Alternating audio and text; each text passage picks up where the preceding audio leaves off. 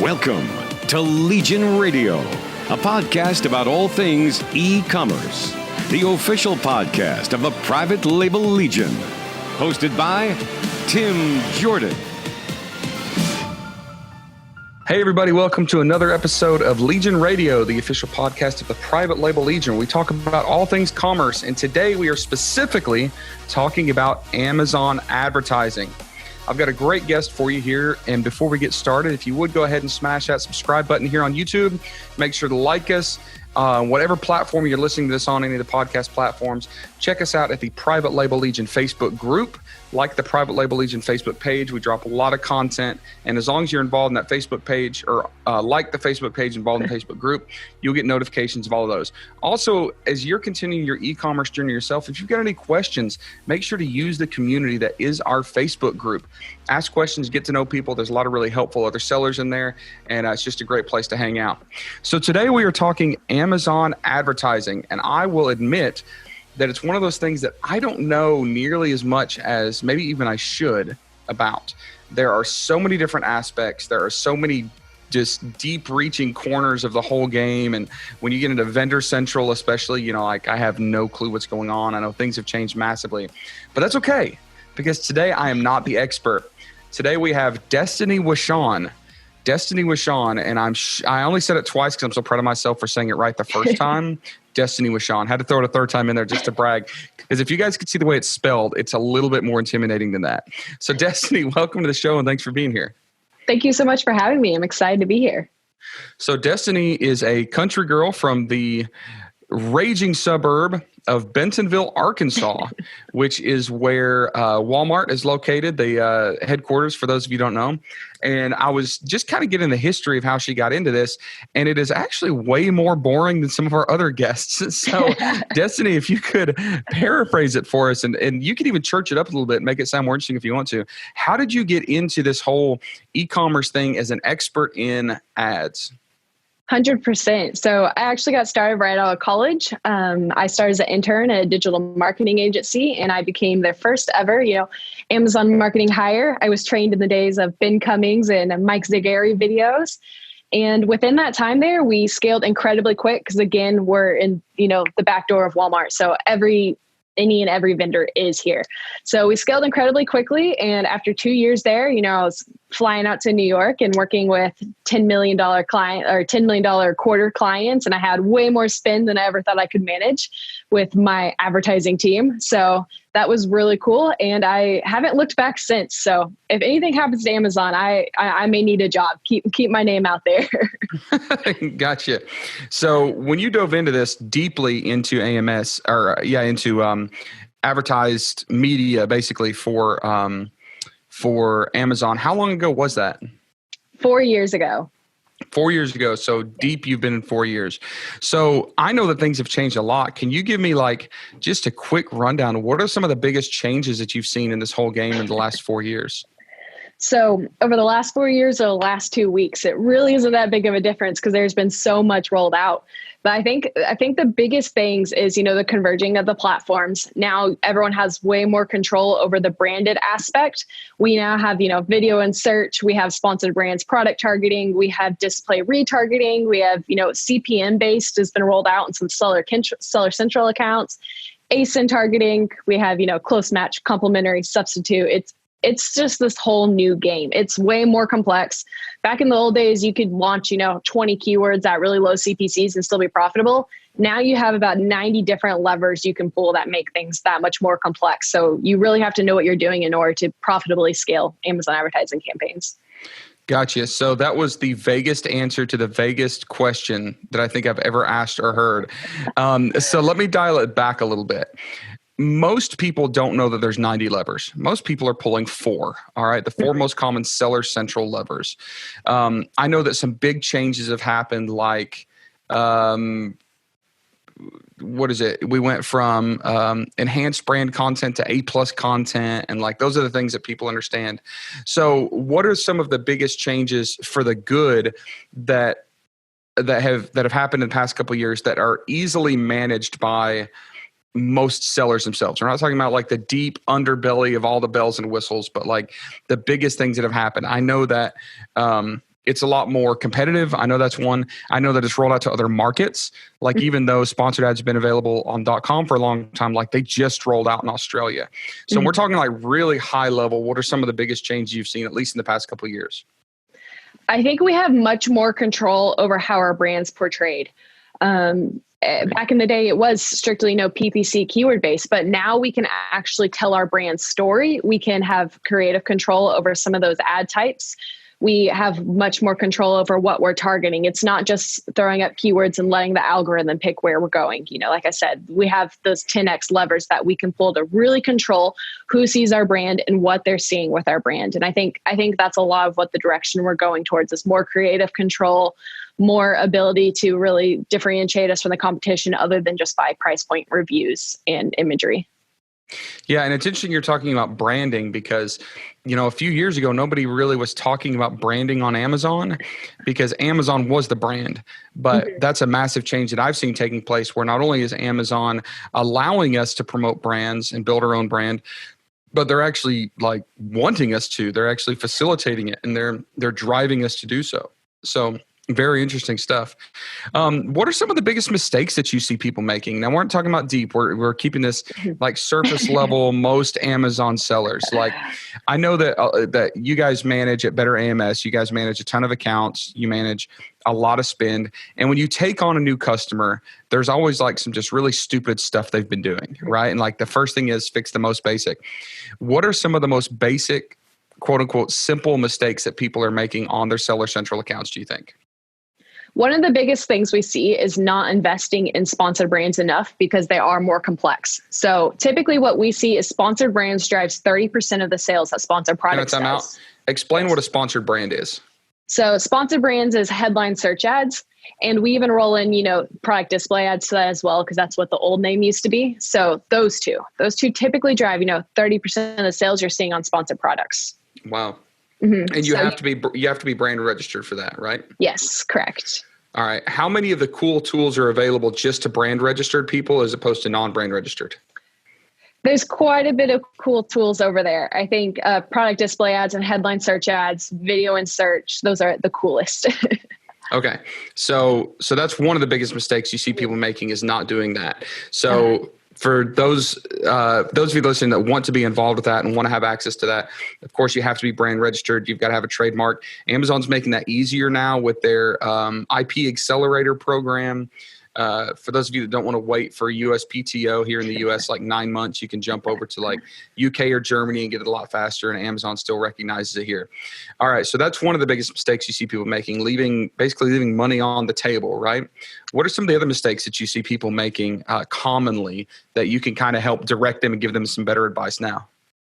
Yeah, probably around bid management. That one's a little bit more in the weeds, but what we see is people are making decisions emotionally and not with data. So they're going to have an extremely relevant keyword. It's going to get 15 clicks with no orders, and they're going to freak out and they're going to pause or negate it. That's another way you're leaving sales on the table. You can optimize almost any keyword to be profitable with the right bid management. Gotcha. Are you seeing a big difference in timing? Are you guys doing anything with times? And the premise of that is, or a better explanation of what I mean is, a lot of people that are selling have a daily budget, right? And if they say their daily budget per ASIN is $30, a lot of people will blow through that budget early in the day. So the morning could be the most competitive times when you're bidding against each other. But most sales are actually happening later in the day when a lot of people have run out of their budget. So are you using any tools or any strategies where maybe you are more heavily targeting a certain time of day for your ads? We are not doing any day parting, mainly due to the fact that the data Amazon is reporting on isn't exactly accurate because you do have the attribution time frame. So what we've seen is that, for certain brands, certain products, it really does make sense. Maybe you're targeting teachers and, maybe they're buying more on the weekends because they're in school during the week. There, it makes sense. But in order to scale, you're just leaving sales on the table by day parting, in our opinion. Because you actually don't have really good data that it can attribute. Maybe someone clicks at 9 a.m., they don't purchase until Sunday at 11 p.m. That's still attributed to that ad, but you can't tell if your ads are turned off during the day. That's true. Okay, interesting. So what about Well, I was about to ask a question. I'm gonna stay a little more surface level. I'm gonna keep going. So other mistakes that you see people making. Keep going. We don't negate keywords pretty much ever. That's something that I see almost everywhere. It's the number one trick to lower your ACOS. You're just leaving sales on the table again. The main purpose is you can optimize your bid to 11 cents and it's going to cut off your impressions, but you can still convert at 11-cent bid, even with 100 clicks in one order. Terrible conversion. So how are you getting clicks on a competitive keyword at 11 cents? And I think the answer you're going to say is, you're bidding low enough that you're going to show up in more random places, third page as opposed to position one, page one. But kind of explain that a little bit for people that don't know what you're talking about. Yeah, that's pretty much it. And you're going to show when all your competitors run out of budget. So you're going to win the exact same placement for a much lower CPC, which is going to make you more profitable.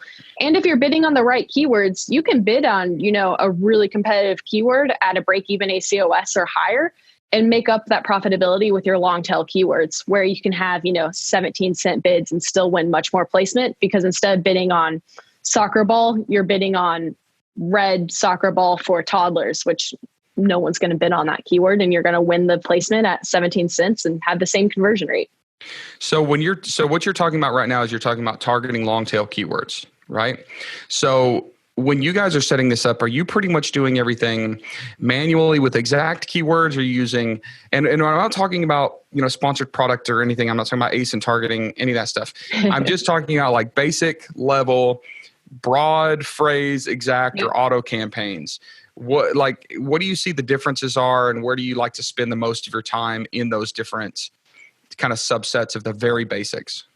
So when it comes to a manual campaign, we bid on broad, phrase, and exact, mainly because we pulled the data. And even though broad runs at a 4 to 5% higher ACOS, it drives 3 times the amount of sales as exact.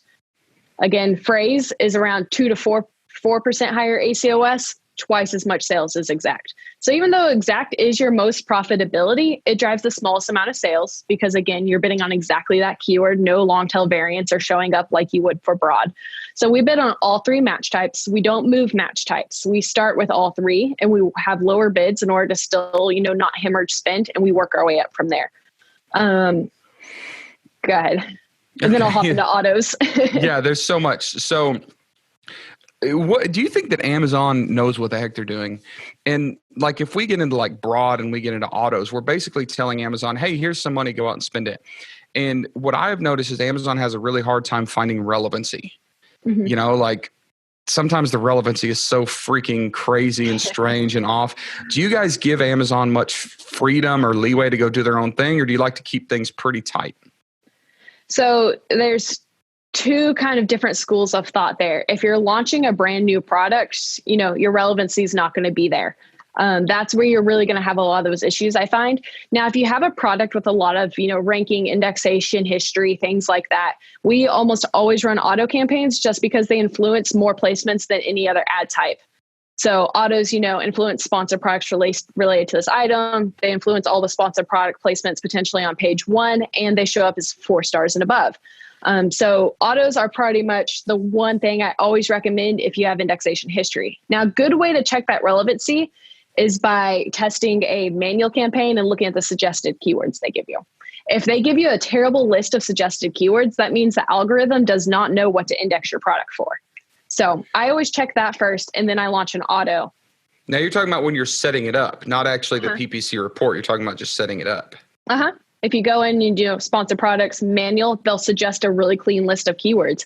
If that, and those keywords are based on your indexing, not so much ad history, right? Okay, got it. Okay, so are there ever times that you'll run the same keyword as a manual and as an auto? So I know a lot of people have done this in the past. Like, I'll get super competitive on an exact keyword that I want to for $1.50, but I'll also run an auto campaign for 12 cents. Yep. I know there's a lot of confusion as to why people would or would not do that. Can you explain why you would do that? Definitely, because an auto is a shotgun approach. So it's not like it's giving 100% of your budget to that one keyword in the exact same placement. You're not competing. You're not driving your bid up. What's really going to happen is that auto is going to run through all the different placements. Again, they're going to show up on one of the placements on page 1. There's 10 of them. then they're going to show up on products related to this item. They're going to show up at the bottom of your product detail page, things like that. So you can bid on the same keyword and still win 12 different placements than what you are when you're bidding on an exact match at $3. Okay, gotcha. What other mistakes are people making? Leaving money on the table or overspending? Let's talk about overspending. So there's a lot of ways that you can really blow a giant budget for really no benefit. Keeping it really high level here, because this is another question that has, 90 different variables. Having a really good bid management system in place will keep you from overspending, whether that's utilizing a software, bulk uploads, something like that. Almost always, if you're running ads at scale, have some type of bid management in place.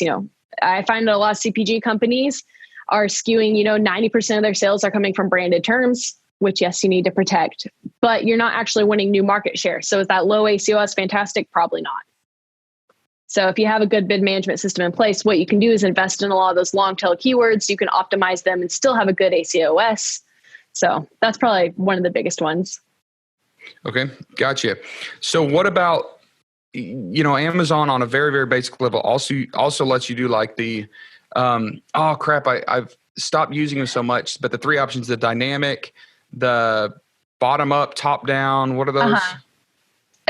Fix down, up and down. Fix down, up and down, and the dynamic. So can you explain what those are, what Amazon's attempting to do there, and if they work or not? Yeah. So what Amazon's attempting to do is give you a bid management solution. So you have, dynamic up and down where it's going to adjust your bid, whether or not it thinks you're going to have a conversion.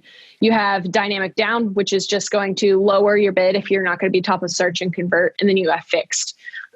We almost always run it fixed or dynamic down, strictly for the reason that what I found is that Amazon likes to optimize for sales, not necessarily profitability.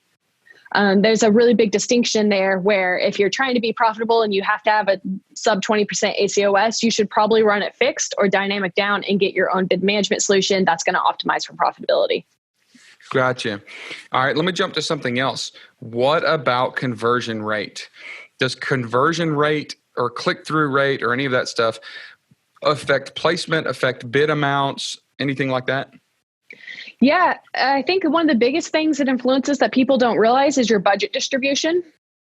So if you have, 5 different products in a sponsored products campaign, you're typically going to see Amazon's not going to evenly distribute your budget across all those products. What's going to happen is it's going to show it to the one with the highest combination of conversion and click-through rate.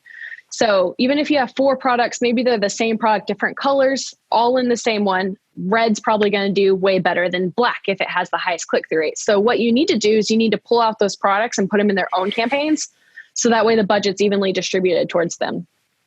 Gotcha. Okay. That's fairly simple. What else? What other mistakes are people making? They're leaving money on the table, overspending, putting energy into something that's not working. Probably test new ad types and then pause them immediately when they stress out because of the high ACOS. New ad types are not going to be profitable immediately, almost ever. Amazon rolls them out for us to test and then makes them better. They don't test a really clean solution and then give it to us when they know it's going to be profitable, which is why I see sponsor brands not being heavily invested in, because a lot of people open them up. They'll run a sponsored brands campaign and it's not going to do as well because maybe their copy's not good or their imagery or their landing page isn't good. And they pause it and then they give up on it forever. I recently got a question from a seller about product display ads and they're like, they run terribly. They recommend no one runs them.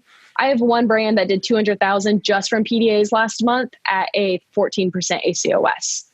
So the biggest thing is to collect enough data to have the database decision making. Gotcha. So another thing that people, I think, misunderstand, and I want you to maybe try to explain this a different way, is ACOS. People will launch a new product and their average cost of sale is basically how much they're spending when you combine their organic and their paid click purchases.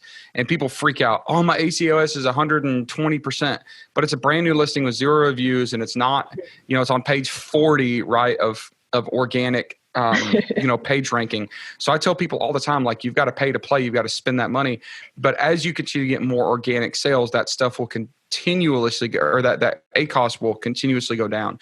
So how long do you think it takes when you're running really strategic and good ads for that ACOS to start getting enough love from organic sales to start becoming acceptable? Do you think this is a 2-month process, a 4-month process?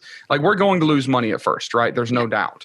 But how long do you think is acceptable time to invest in getting to like the ACOS that you want to be? I think that it depends on so many factors. So it's really hard for me to give, kind of one size fits all solution to that.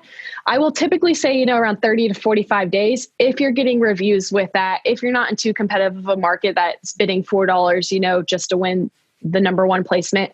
But a good way to mitigate that is by separating out all those keywords you want to bid heavily on. So typically everyone has, those 10 to 20 ranking keywords that they really, really want to drive a lot of strong traction for. We put those in their own campaigns. So that way I can justify 100% ACOS in those main campaigns. But then as I'm running more long tail niche keyword campaigns, those should almost always have a lower ACOS. That's how we make up that profitability. Same thing with our product display ads. If you have enough, maybe 5 reviews that can justify really pushing strong PPC, then we can start bidding on a lot of those PDAs and things like that to, again, make up for the profitability that we're losing in our 100% ACOS ranking campaigns. And tell us again what a PDA is. A PDA is our product display ads. So we are showing up right under the buy box. Yep. Gotcha. What do you think about ASIN targeting? So ASIN targeting is absolutely fantastic. Where it gets really tricky is on Seller Central. You have the refine feature. So you can now target ASINs by review count. You can target by price point. Those are all really fantastic. They drive a little bit less than what you would see from product display ads on the advertising console or AMS side of things, strictly because you don't have copy.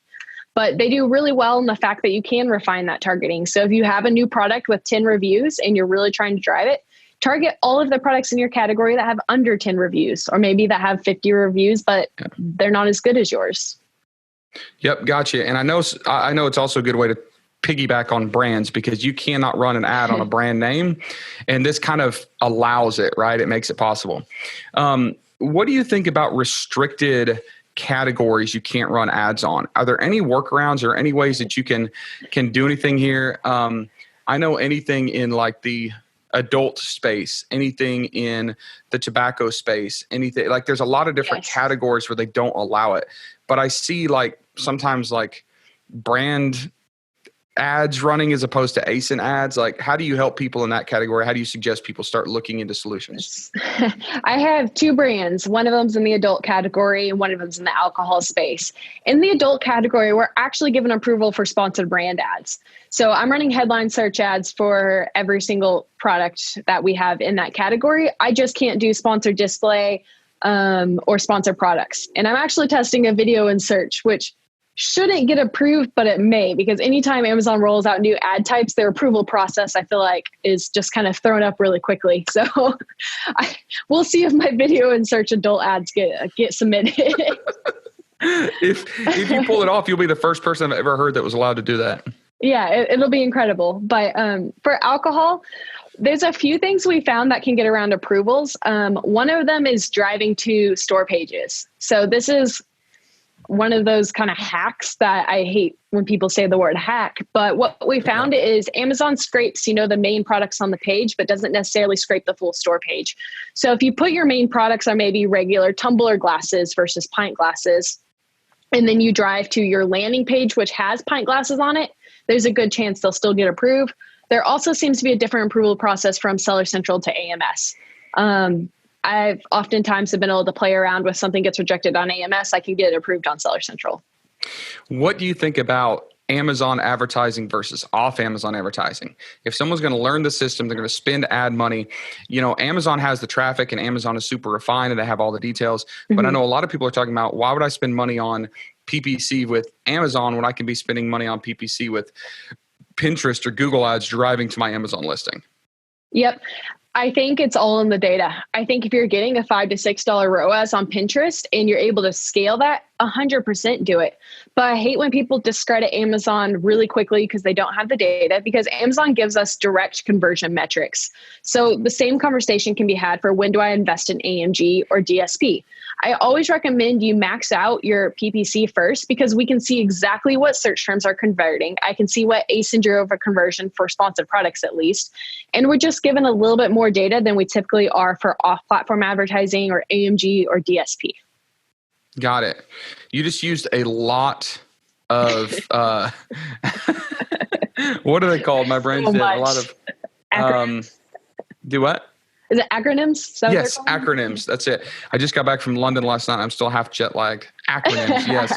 All right. So for those of you that don't know what those acronyms are, it probably doesn't matter a whole lot, because what she's talking about is very advanced and kind of, on the back end of all those 90 levers. So not a huge deal.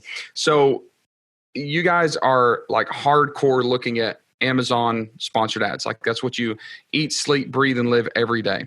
You have to make strategies for the next year or 2 years coming up to make sure that you stay relevant in the industry for your agency, right? So you want to do a good job.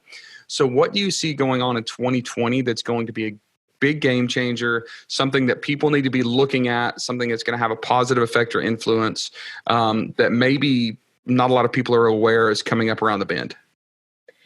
Yeah. So back to acronyms. Amazon has an internal acronym called OPW, and it stands for other people's work. And if it's not scalable internally, they outsource it. It's how 3P got created. That's where I see the direction of Amazon advertising going. I think anything that you used to have to go through a rep, video and search, anything that takes much more brand control, creatives, things like that, they're slowly getting rolled out to us. So we have the ability to do it self-serve. So video and search, pretty recent rollout. We've been managing it for around 4 months, self-serve. You need to jump on that opportunity. It allows you to tell your brand story, which gives you an advantage over everyone who's just bidding on keywords. Mm-hmm. I think we're going to get much more creative control. We now have custom imagery we can put in a headline search ad. So we can put a lifestyle image in a headline. That increases your conversion, allows you to tell your brand story. I think we're going to get much more creative control like the direction Facebook went. So everyone needs to have, creative team in place, utilize what you're doing in your EBC, figure out what your brand story is, and really learn how to tell it in the upcoming year. Gotcha. And you think there's going to be a lot more ability to use and promote and sponsor video coming up? I do. In the last 72 hours, it got rolled out into desktop, maybe a little bit longer than that. So now instead of just being on mobile, which really cut down ad inventory, it's on desktop. The majority of the time, it's still bottom of search. So we're going to see that be increased, but no one's going to want 7 videos on page 1. So that's why you need to start that now and build up that indexation and that relevancy. So you're going to be more likely to win those placements when everyone else starts running them. Gotcha. And what do you think about Amazon running their own ads off of Amazon? So, we occasionally see Amazon investing in different platforms, or we're using Amazon PPC and our ads are popping up on a completely different platform. Mm-hmm. Do you think Amazon's going to continue to do that? They're going to throttle it down. They're going to do it more. What do you think? I do. Typically that was something you ran through, your AMG rep, and It was $35,000, $50,000 minimum just to retarget off of Amazon. Now that's been rolled into self-serve. So we have the availability to retarget anyone who looked at our listing. I think those types of options are, like I said, the way of the future. Amazon doesn't want to manage them. So what they're going to do is give us the ability to have much more control over what platforms we're retargeting on, what bids we're retargeting on, maybe even different shopper marketing demographics are probably going to be rolled in like we see on DSP. Things like that, I think, are really going to be the future. Now, in terms of performance, almost every single one we've ran so far is a really high ACOS. So I'm running them in the background at $5 a day budgets, just letting them gain traction, gain data slowly. So don't expect anything incredible out of them for at least probably the next 6 months. Got it. Any other really big things that we should be watching out for this year, specifically in Amazon advertising? I don't think so. I think when it comes to big things for Amazon, it's all the little things. They never have any crazy big rollout that they build up announcements for. It's something small here. I just got an email for video and search today. We've been managing it since October. They're not going to tell you. What you have to do is get in the platform, figure it out, really, really test. And then they'll tell you about it 4 months later once they have, some data behind it. Gotcha. Awesome. Really, really good stuff. So you've dumped a ton of information on us. And those of you that are listening, I know this is a little bit more freelance than what we normally do. We normally walk through a very specific set of something. And this is just a ton of information. And to tell you where a lot of these questions came from, it was stuff that I wrote down for myself. It's like, all right, here's someone that eats, sleeps, and breathes PPC ads. What are the things I want to ask? So it's kind of a hodgepodge of information. If you have any questions, though, comment, especially if you're watching this YouTube, comment below, and we'll make sure that I get with Destaney and get the questions to her so she can get them answered for you. No time limit on that. We'll keep an eye on that. And Destaney, tell us something extremely interesting about yourself before we get ready to sign off. Not PPC, completely random, put you on the spot question. Other than PPC? Yeah. Come on, you've got all the PPC answers. Give us a Destaney answer. I have 2 cats, and they're incredible, and they give me someone to talk to when I'm in the weeds of PPC 24 hours a day. This is literally all I do. So I asked you to tell us something interesting about yourself, and you basically said I'm a crazy cat lady. Something like that. That's all right. All right, awesome. Well, it was great to meet you finally. For those that are listening, a little backstory. Destaney and I can't figure out how we became introduced to each other. She somehow had an invite to come on the podcast. So I must have seen something she was doing. I thought, we'll get her on here. But when we first started talking today, it was like, how did we meet? And we still haven't figured it out. But we're going to make up for that because I'm going to see you in London in May, right? At Danny McMillan's Seller Sessions Live. And then you're going to be October at Global Sources. Is that what that is? Yes. That you're going to? Yeah, with old Megla running that thing. So that's super cool. Look forward to meeting you, Destaney. And thank you for being on. For those of you that are interested in getting some ad help, Destaney can definitely help you with the agency that she works with, which is Better AMS at betterams.com. If you're a large seller, they don't really mess around with a lot of the small sellers. It just doesn't work in their business plan. But if you're a 7 or 8 figure seller and you want to take things to the next level, definitely get in touch with Better AMS, get in touch with them, see what they can do to help you. And other than that, just go back and listen to this podcast again and try to absorb some more of this information. Just Google Destaney's name, Destaney Wishon. Right? W-I-S-H-O-N. 4th time. 4th time. Woo! Nailed it. There's a lot of videos out there on the internet floating around. She's giving information, so you can check that out on YouTube. And like I said, Google popped up some results. So lots of information out there. So Destaney, thank you so much for being on. We appreciate you dumping this information on. It's good to meet you finally, not in person, but kind of in person, right? Videos like half in person. Good to meet you half in person. And again, anybody that wants to track down their agency, betterams.com. And make sure that you get involved with the Private Label Legion Facebook group, like we mentioned, like the page, like this video on YouTube, hit the subscribe button, and we're going to sign off. Thank you all for being on another episode. And Destaney, thank you so much for being here with us today. Of course. You've just wrapped up another episode of Legion Radio, hosted by Tim Jordan. Past episodes, links, and show notes can be found at privatelabellegion.com.